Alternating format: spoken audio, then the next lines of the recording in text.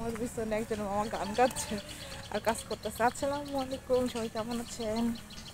আলহামদুলিল্লাহ অনেক ভালো আছি।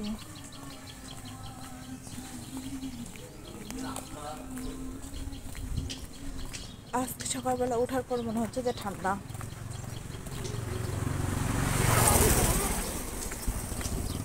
এই কাজে মনে হচ্ছিল না, কারণ আজকে সকালবেলা সেই লেভেলে বাতাস।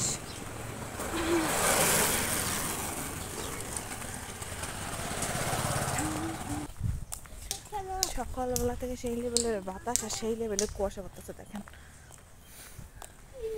সেই লেভেলের কুয়াশা, সেই লেভেলের বাতাস। এখন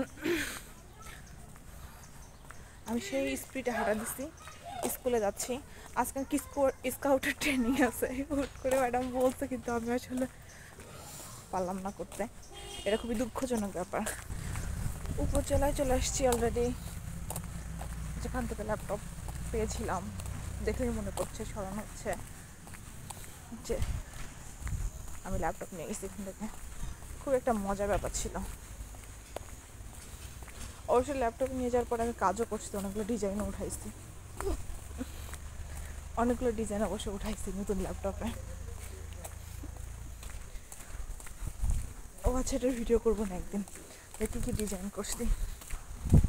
আর উপজেলার এই যে বাগান, এটা উপজেলার বাগান। এই যে ডগি দৌড়ানি দিল, আর আমি স্কুল গালের মতো একদম ব্যাগ শ্যাগ নিয়ে আসতেছি। যাচ্ছি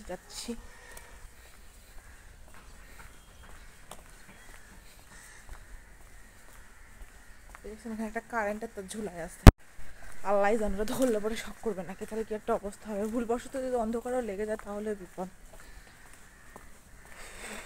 আজকে মনে হচ্ছে আমি সকাল ভোরবেলা 6টায় উঠে হাঁটতেছি, মানে এমনই বাতাস আর এমন ওয়েদার। দেখেন তো সরকার কেন আমাদেরকে ল্যাপটপগুলো দিল? আসলে মূলত আমরা যে কাজ শিখছিলাম এগুলোতে অনেকের ল্যাপটপ নাই, যারা বাসায় গিয়ে প্র্যাকটিস করতে পারছে না। যদিও বা শেখ রাসেল ইয়াতে আছে, কিন্তু মানে আমাদের ল্যাবে আছে, কিন্তু আমাদের তো সেটা বাসায় নিজে ইউজ করা সম্ভব ছিল না। এই জন্য অনেকের সমস্যা হচ্ছিল, জন্য মূলত ল্যাপটপ সবাইকে দিয়ে দিচ্ছে, যাতে আমরা কাজগুলো সুষ্ঠুভাবে করতে পারি। মূলত এই জন্য ল্যাপটপগুলো দেওয়া হয়েছে।